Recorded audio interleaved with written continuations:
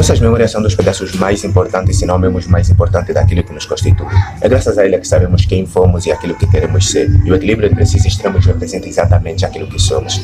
Ela molda a nossa inteligência e isso significa nos dar lente para observarmos o mundo. Mas as memórias não são propriedades exclusivas dos humanos. Outros animais e até mesmo as máquinas a possuem. Mas isso não faz de nós máquinas ou das máquinas humanas. Antes das memórias serem memórias, elas são experiências novas. Situações que não havíamos experienciado antes. E nesses casos, nossa razão é chamada a intervir, as soluções são transformadas em memória. Mas e se as máquinas, para além de memória, desenvolvessem a capacidade de resolver problemas não previstos pelos programadores? Elas poderiam ser elevadas à categoria de racionais? Sejam bem-vindos ao futuro. A caminhada por essa estrada acabou gerando o Prêmio Nobel de Física de 2024 e é sobre isso que eu quero conversar agora. Você ficou curioso? Então vamos conversar sobre isso.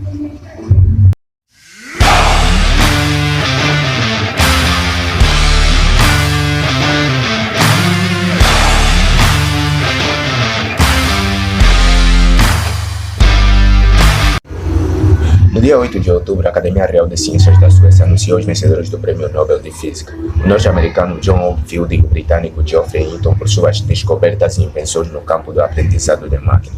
E a linguagem nem é figurada, é isso mesmo que você ouviu, máquinas aprendendo. Eu sei que essa linguagem pode parecer maluca, afinal, máquina para nós está relacionado a seguir instruções, a executar tarefas previamente programadas. As máquinas, pelo menos as clássicas, elas obedecem a algoritmos, uma série de regras previamente estabelecidas. Algoritmos são regras que as máquinas vão usar para solucionar problemas. É por isso que você tem um 4 cada vez que colocam 2 vezes 2 numa calculadora e aplica a igualdade. Mas não é apenas por isso, é também pelo próprio conceito de aprendizagem. A aprendizagem é para nós o processo de desenvolver competências, habilidades, conhecimento por meio de raciocínio ou experiência. Então, o simples facto de memorização ou repetição de conceitos e práticos não constitui necessariamente um aprendizado. Existe uma outra série de questões envolvidas, como as culturais, as socioemocionais, as cognitivas e até mesmo aspectos físicos. Nossa vida é um longo processo de aprendizagem. Nós começamos a fazer isso desde muito cedo. Desde antes mesmo de estarmos conscientes de quem somos. Afinal, até quem somos, nós aprendemos. Nós fazemos isso estabelecendo padrões. Quando criança, nós não entendemos as forças nos bastidores que fazem as coisas funcionar, mas aprendemos bem rápido como elas funcionam, sejam por exemplos ou por experiência. Uma criança que brinca com fogo aprende rapidamente sobre causas e efeitos. E uma que vai largar o comando aprende rapidamente sobre a queda das coisas e daqui a pouco ela já encontrou sua diversão e está bagunçando a casa sem ter entendido nada sobre gravidade.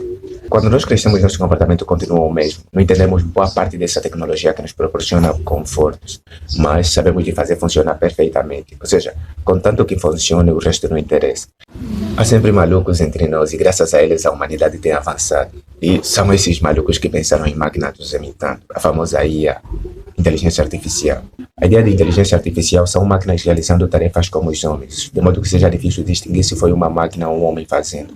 Com certeza você vai concordar comigo nisso. O melhor caminho para se fazer isso é imitar os humanos. É o mais óbvio. Há um subcampo da inteligência artificial que vai trabalhando para tornar isso possível, o chamado aprendizado de máquina. O aprendizado de máquina é a parte da inteligência artificial ou o subcampo da inteligência artificial que vai conceder às máquinas a habilidade de aprender sem serem explicitamente programados. E essa aprendizagem pode ser supervisionada, não supervisionada ou por reforço. É claro, essa aprendizagem também pode ser profunda, isso quando envolve redes neurais, e nós já vamos chegar nesse ponto que é o mais importante aqui. Mas por agora vamos dar uma olhada nessas classificações. No aprendizado supervisionado, como o próprio nome sugere, você treina a máquina, ou seja, você vai fornecer dados de entrada e dados de saída. Como em todo o aprendizado de máquina, você não ensina para a máquina como ela vai relacionar os dados. Nesse caso, no supervisionado, você apenas dá os dados de entrada e dados de saída. É como se você desse uma imagem de cão para o computador e depois desse o nome dele como dado de saída. Então a máquina vai relacionar o seu jeito e apresentar aquilo que você desejou como dado de saída.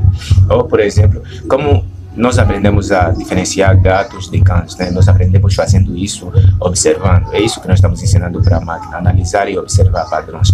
Então, nós poderíamos colocar imagens de cães e de gato e darmos a saída cães e gato, e quando a máquina estivesse exposta a isso, ela poderia reconhecer cães dos gatos por causa da quantidade de imagens que ele observou sobre aqueles fenômenos. Mas a forma como ela vai relacionar esses dados não é definida por nós. Já no modo não supervisionado, nós apenas expomos à máquina uma grande quantidade de dados e ela por si mesma estaria achando um jeito de classificar esses dados, de agrupar esses dados. É como se colocássemos, né, por observação a uma grande quantidade de cães, a uma grande quantidade de gatos, e depois ela sozinha, ao olhar para esses elementos, ela teria reconhecido, mesmo que não chamasse de cão, mas ela estaria agrupando cada elemento num determinado lugar por causa de determinadas características. Ou seja, ela sozinha decidiria que características levariam a agrupar esses elementos em certos grupos. Por exemplo, ela poderia olhar alguns aspectos nos cães e colocar todos os cães que vissem num determinado grupo, olhar certos aspectos nos gatos e colocar todos os gatos que ela viu num determinado grupo. Ou, por exemplo, ela observando um site de notícia poderia agrupar todas as notícias de desporto num lugar e todas as notícias de crime em outro. Nós, na verdade, quando estamos lidando com aprendizado não supervisionado, nós estamos ensinando a máquina a reconhecer padrões ocultos, ou seja, a máquina olha para a realidade, analisa e reconhece detalhes que fariam com que agrupasse certas coisas em um determinado lugar. No aprendizado por reforço, a máquina aprende por tentativas de acertos e erros. É como se nós tivéssemos uma máquina que aprendesse a jogar xadrez. A partir do feedback do adversário, ela começa a aprender quais são as melhores formas de se movimentar.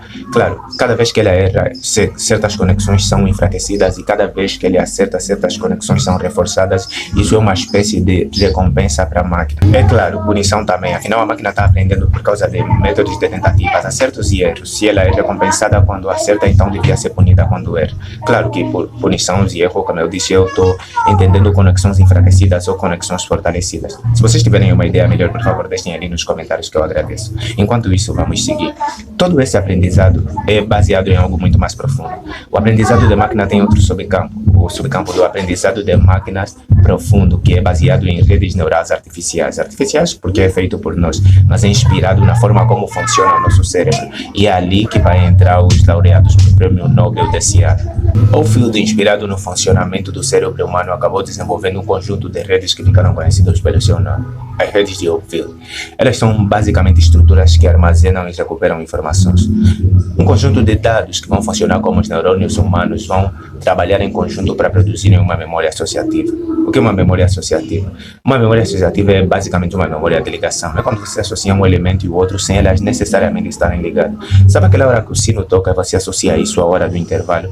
Ou, por exemplo, eu menciono a palavra cão, e a menos que você seja mulher, o que vem à tua memória é um animal de 4 patas latino. Se você é uma mulher, sempre vem mais um homem. Mas tudo bem, dá para lidar com isso. Vamos voltar à nossa conversa. Basicamente, a contribuição de Oldfield foi exatamente nisso, na construção da memória associativa, nessa capacidade das máquinas interligarem as coisas. É assim que as máquinas vão aprendendo e melhorando, estabelecendo relações e reconhecendo padrões. É por isso que quando você coloca o dedo no telemóvel, ele destranca, porque ela se lembrou da tua impressão digital.